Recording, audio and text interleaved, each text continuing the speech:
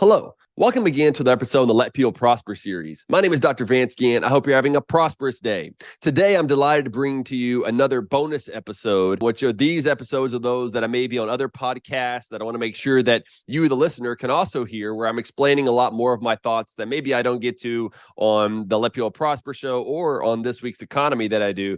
And so this is another good opportunity to do so. This one is again with Adam Meister on This Week in Bitcoin. We have a good discussion about what's going on in the economy, the weaknesses in the economy, sound currency, what's happening with crypto and everything else. And so it's a good discussion that we have among a few people that are on there. So I hope that you'll enjoy this episode, share it with your friends and family and everything else. So without further ado, here is This Week in Bitcoin with Adam Meister.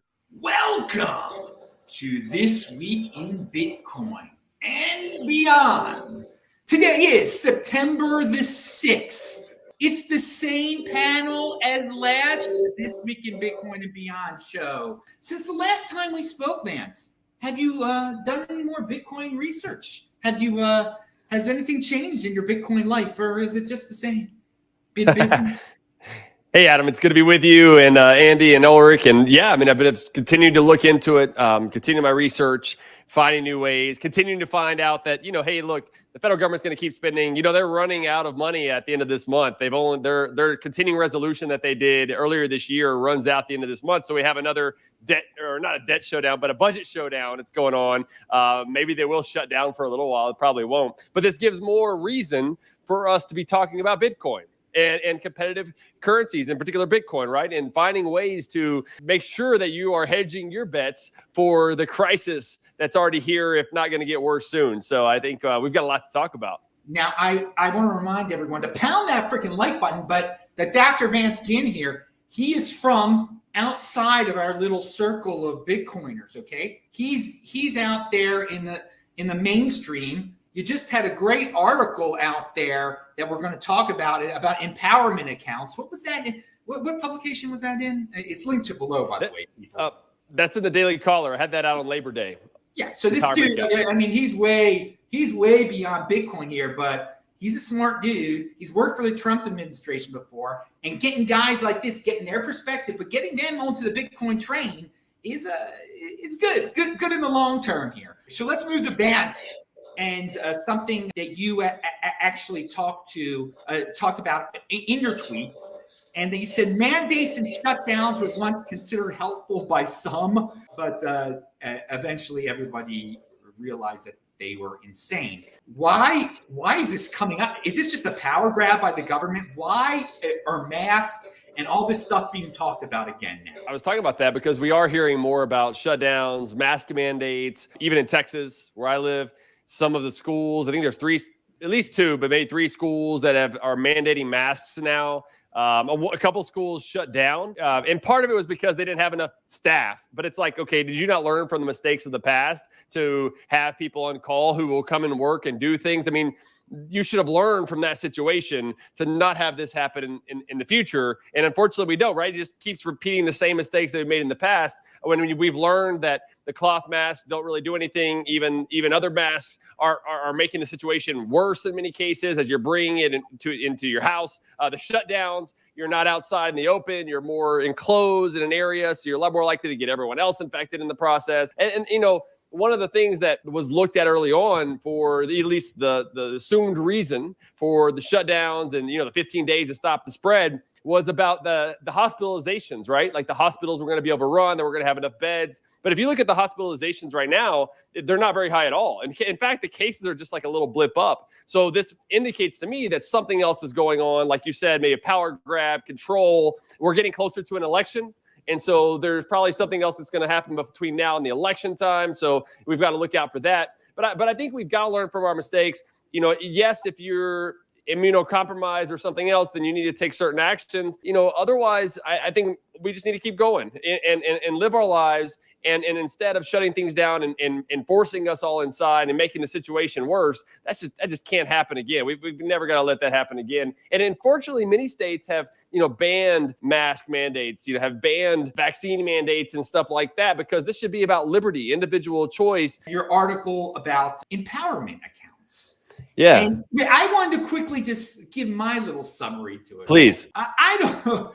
I think the whole welfare system is really complicated, and part of the reason it stays complicated is so all the bureaucrats can have their jobs at their various different organizations. So you give a solution that simplifies the whole thing, and I don't think bureaucrats are going to give that up very easily. But it almost seemed like it's what empowerment accounts are just UBI based on some requirements. Like you'll get more UBI if you actually apply for a job or you actually show that you're working. So I mean, quickly, I mean, maybe refute that a little bit. Is it just a little bit more complex UBI? Or I mean, first of all, I just want to say UBI is better than the current welfare system. If everyone just got one check instead of having all those bureaucracies, it would be better, yeah. But what are empowerment accounts? I never actually heard of them. Yeah. So it's something that I've been working on for the last couple of years, published a paper on, and then had a piece out in the Daily Caller on Monday, basically highlighting that we've spent all this money. We spent about $25 trillion in inflation-adjusted dollars since 1965 on the war on poverty. And, what good is it? Now, there are, if you still see about 12, 13% of the population is in poverty, the way they calculate it. If you use actual transfer payments of how much money they're getting from us, the taxpayer, through government, right? It goes down to about 2.5%. Senator Phil Gramm has a good book called The Myth of Inequality, where he kind of goes through this and talks about the problems with a lot of these data that are out there now. But the issue is that still accounts all the transfer payments. So are we getting out what we really want from all these taxpayer dollars being taken, right? Taxation is theft, to give to people. And then a lot of it's printed away, right, in the Fed, put that in there as well. But whenever you have this situation in place, what my thought is how can we improve, streamline this process and reduce a lot of the benefits cliffs where when people get a little more income, then they just lose all that money. They actually oftentimes lose more money in benefits, transfer payments, than they do than the income they receive. And so that makes it less incentive for them to do what? To work. And really what we need is more people working and allowing for them to save for the future, gaining productivity and all those things. And so within this system of like 80 different federal programs that are out there, one step in the right direction, in my view, would be empowerment account, which is basically just a debit card that they would get, where it would streamline a lot of these programs. Let's say temporary assistance to needy families, TANF, SNAP, which are food stamps. Put those in a housing voucher, put that in one card instead of having multiple programs. You can streamline it. You can reduce the bureaucratic cost and waste because only about 60 cents of every dollar actually goes to the people you're trying to help. It goes to everything else. It's siphoned off in the process. And then two, it's a work requirement. So you've got to either work or get some education or training. So that way it's setting you up for the future, but it's not a UBI. UBI is different. Milton Friedman, Frederick Hayek, two of my favorite economists, they were in favor of a UBI, but only if you eliminated all the other welfare programs. Well, that's unlikely to happen. I would love to see that be the case, right? Because I don't think that we need this either. In my piece, I talk about we need a flourishing economy where we have the economy working and everybody else. We can depend on each other and communities and families instead of the government being the first line of defense. It needs to be the last line of defense. And too often we make it the first line. And so long story short, the empowerment account is a way to streamline the programs, I think reduce the cost of these over time and give a way for people to get out of poverty. The programs today basically just build generational cycles of poverty. They trap people in poverty. I agree with the streamlining of the process. I just, the bureaucracies are so entrenched. They're basically welfare programs themselves. The people working at them, they wouldn't have jobs without all this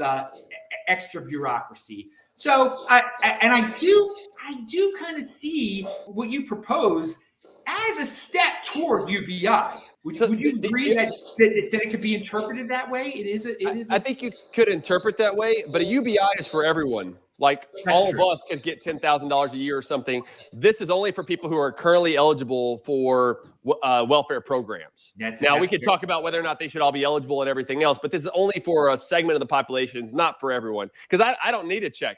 I don't want you taking out money in one pocket and giving me a check in the other pocket. You know what I mean?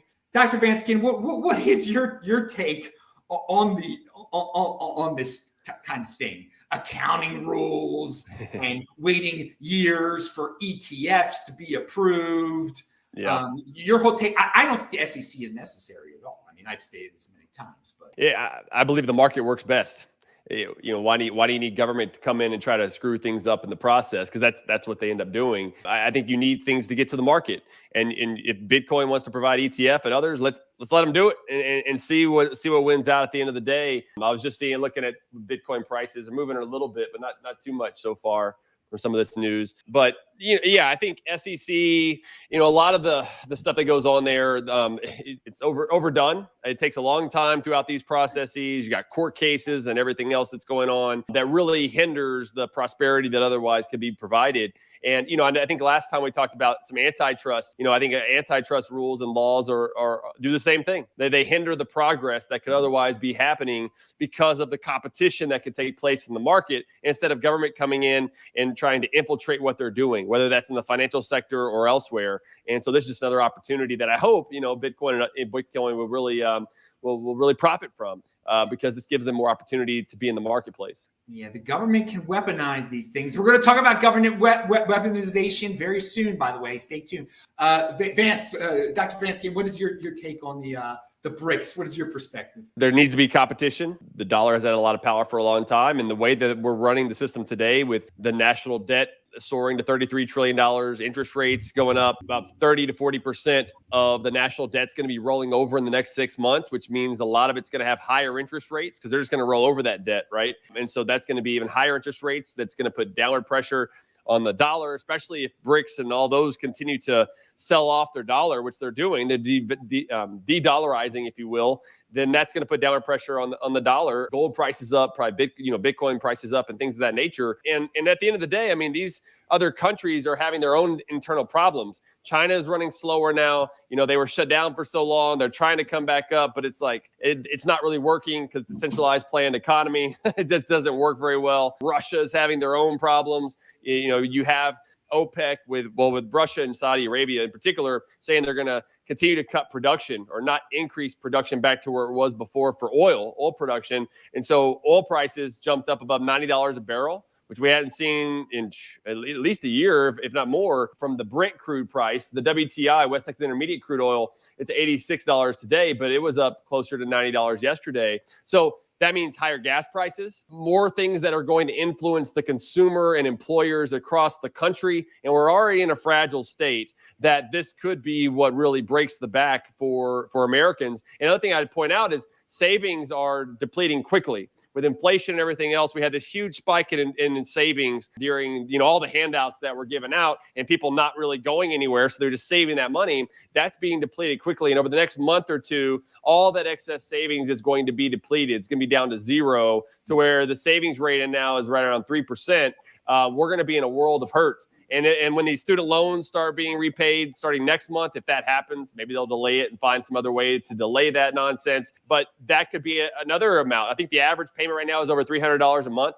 And so that's another hit to people's budgets that they probably haven't been prepared for a while. And so I think the stuff is going to hit the fan very soon. I've been saying this is a crisis already. I think with the federal government's insolvent. As you see them just rolling over debt with new debt, that's insolvency. And with interest rates soaring, we've got a lot of other problems, which is why you need Bitcoin. You need to think about what's happening in BRICS and others, because there's so much pressure with what's going on it's like a pressure cooker, right? The United States has been this pressure cooker for a while, and it's exploding inside. And we're seeing what's going to happen across the globe. And unfortunately, we have a weak administration, one that doesn't know one day the next what they're going to do. And so this is going to be a tough problem, because there's been so much centrally planned economy here in the United States from the Fed and from the Biden administration and everyone else. We've really got to get back to free markets and capitalism and allow for people to flourish, let people prosper, as I say. Well, I say this, we all have the off-ramp into a place where we can all prosper, and that is Bitcoin. I said we talk about Elon Musk weaponizing. The government is clearly weaponizing itself against dissenters. They're going after him, and they have a vendetta, I guess, because they don't like Twitter, and now they're saying that he needs to be looked into because he didn't hire enough foreigners for his space program. It's crazy. I don't know if anyone has any a take on that. I don't think these things should matter as much in our lives as people give them credit for. I'm on Twitter, or X, as I should say, and try to spread the information that's out there and have a good time of learning from you all and others that are out there and seeing what's happening. But, the average person doesn't really care about this stuff, and they're not looking at it every day. However, with Elon Musk, I think he's done a lot of important things to drive innovation and everything else. There's talk about how much money he has and everything else, but I mean, he's transformed the world in a lot of ways too with what he's doing. I'm all about entrepreneurs and doing whatever they're going to do. Let the market work. It's a problem whenever government starts stepping in the way and having one lawsuit after another or everything or something else. Or remember back in the day where the Congress would bring up all the oil executives to come and talk about why oil prices are so high without looking at themselves first and saying, what are we doing wrong? A lot of times I see that today where government's just getting in the way. And this is another way for them to do it. Whenever they can't do it through higher taxes or higher regulations right away, let's just put them through the ringer by bringing them to court as much as possible and spend a lot of money on court cases. It's, again, the continuation of the government vilifying entrepreneurs. I am not a fan of, and I'm going to promote entrepreneurs. I love it. It's the ultimate not relying on the government is being not relying on anyone but your darn self. Personal responsibility is the new counterculture.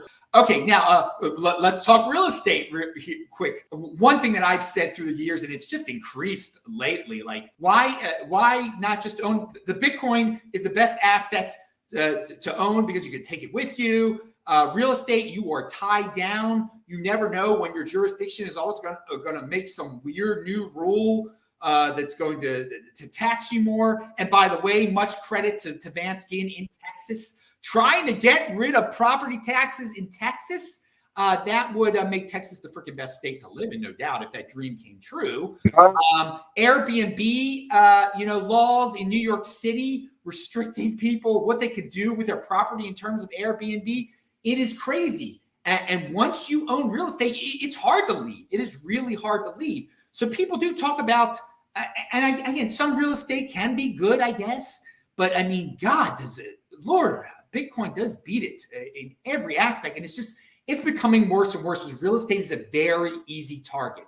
You can't take it with you. So we were talking about power hungry bureaucrats beforehand. Well, it's a big old target for power hungry bureaucrats. So Andy, you were the one who originally brought up real estate to me. What do you have to say? You do have this kind of lock-in effect where people have high, low interest rates that they had over the last couple of years. And with interest rates going up, I mean, you could sell, but then where are you going to buy? And how much is your monthly payment going to be? Can you afford that? A lot of people move because they want to, well, for one, they want to flee oppressive states but California, so many of them are moving to Texas. We've got a net immigration in Texas of 1,000 people per day. And one of the issues that I've been looking at for real estate is how do we actually own our own home again, or own our home? When you're paying property taxes, you're renting from the government forever. You never can own your own home. You can pay off all your entire mortgage, even if it's a higher interest rate or something else, but you're still going to be paying those property taxes. And what's happening to a lot of low-income people across the state of Texas and a lot of other, pretty much every state, is that the lower-income people, millennials and Gen Zers, are getting screwed. They're getting screwed by the higher interest rates, but also the property taxes because it keeps them from being able to buy that home, enter into the market. And then a lot of the folks that are, especially in senior citizens on fixed income, their property taxes per year or per month are more than their mortgage was in escrow and everything else back in the day, and they can't afford it. And they're losing their home, they're losing their legacy. And so some of them have really thought of this as an investment to save for a rainy day and really get out of this and give to their family. They can't do this anymore, and it's a travesty. And it's one of the things, the impediments that I like to see get out of the way is for people, for local governments in the states to eliminate property tax. Texas has a constitutional amendment prohibiting a personal income tax, which is great. We never should have a personal income tax because it disincentivizes work. And also we have a prohibition on a statewide property tax. So there's no statewide property taxes in Texas. They're all local, but the school districts property tax is essentially run by the state legislature through their school finance formulas and everything. And so what I've said is look, start spending less and use surplus money to buy down that school and middle property tax until it's zero. In all the cities and counties and special purpose districts, spend less and use surplus money to buy down your property taxes until they're zero, and we'd have all property taxes eliminated. I've also looked at other options of like broadening the sales tax base, because there's a lot of sales tax items that are exempted in the market. So if you broaden the sales tax base, you could eliminate the school M&O property tax, the school district property tax in Texas, without raising the rate.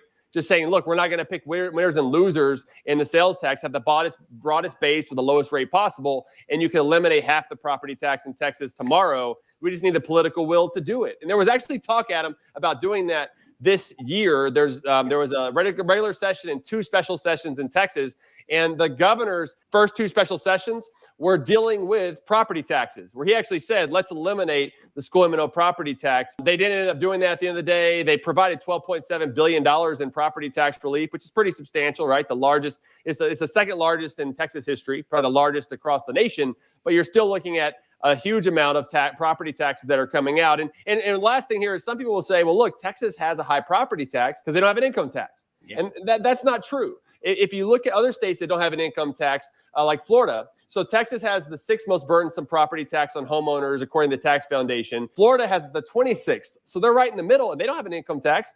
And Tennessee has the 36th, because they don't have a school property tax. They just have it, they pay through the state funds. And so this is baloney. Really what it's about is excessive government spending at the local level in Texas. We're really blueberries in a sea of red. Okay, in Texas, you got Austin and Houston, Dallas. They're spending out the wazoo, and so they can raise their property taxes to pay for it. And in Tennessee and Florida, they've done a better job of limiting spending at the local level and not jacking up those property taxes. And I don't really want us to have Proposition 13 like they do in California, because I know that limits it per year, but it also locks people in their home, because why do you want to sell? That reduces the supply of homes that are on the marketplace, driving prices higher up. So now prices are higher, and you're going to have to pay higher property taxes when you buy that new home. Yeah, that to me, that's not a good scenario. But those are some of the things that I've been working on here in Texas and across the country. You've got a good take. I mean, what you said about senior citizens and owning a house for a long time, and now the property taxes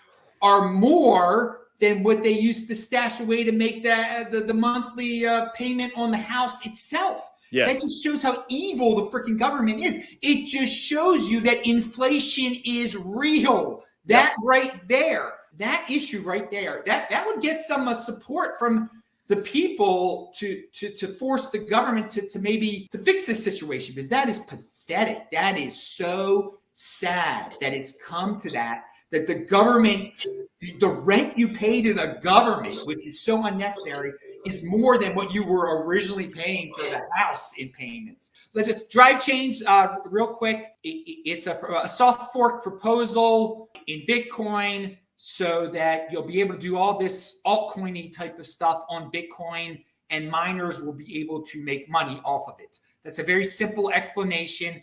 When we have these soft forks, like with Taproot, they look good, they're cool, but you never know what might sneak in there. Some people are angry at Taproot because of all the inscriptions that have come about because of it. I thought that Taproot would be a warning, an ossification promoter, that people would be scared to do more soft forks, and I think that's positive. I don't like change. Excuse me. I think Bitcoin just being a way to get around the government. The best money out there, unconfiscatable. It's very simplistic stuff for people. I think that's what's awesome. I don't think it needs to be complicated. The bottom line is this, is that there's always going to be a group of people that are fudding on Bitcoin and say it needs to be better. We need this change. We need the miners to make more money. Every 4 years I hear about, we need the miners to make more money. Let's have more Bitcoin. Let's expand the block size. Let's do this. Let's do that. These things are going to keep on coming up. You can make your own mind if Bitcoin really needs this soft fork, or if some people are just promoting it so that eventually there's going to be a hard fork where there's more than 21 million Bitcoin, because we got to satisfy the miners. Mining FUD, tail end emissions FUD. Dudes, if you've been in this game long enough, you've seen it all. So for me, it's more noise. I don't support it. I don't think it's the end of the world if it happened, but you never know what other things a soft fork is. It might look really cool. I don't see a reason why Bitcoin has to be have altcoins on Bitcoin or whatever it is, all this other stuff. All right, now we're at the end of the show. So let's just start with anything that I left off, anything anyone wants to add. We'll start with Dr. Vance Ginn. What do you got to say? Yeah, I think it was a great discussion today. A lot of key things that are happening on my Let People Prosper Show podcast. I had some good guests on recently talking about this sort of issues, also antitrust issues with Hannah Cox and some other folks. Have some other good ones coming up here in the upcoming weeks. So be sure to check that out wherever you get your platforms. And my Substack is at vanceginn.substack.com, where you can also get that information. Be looking out for the end of the month. The government spending, the budget is expiring. And so there's going to be a lot of hoopla about whether or not they should cut the budget or not. They won't. They'll kick the can down the road and make these issues that we've talked about today even worse. Government is the problem. It's not the solution. Well, I hope you enjoyed that episode with Adam Meister on This Week in Bitcoin. Be sure to check out his site. Leave a 5-star rating. Also, be sure to check out Let People Prosper every week on Monday mornings and This Week's Economy on Friday mornings. And be sure to give us a 5-star rating and share this with your friends and family. And don't forget the show notes are vanceginn.substack.com, or you can find all this information on my website, vanceginn.com. So until next time, let people prosper.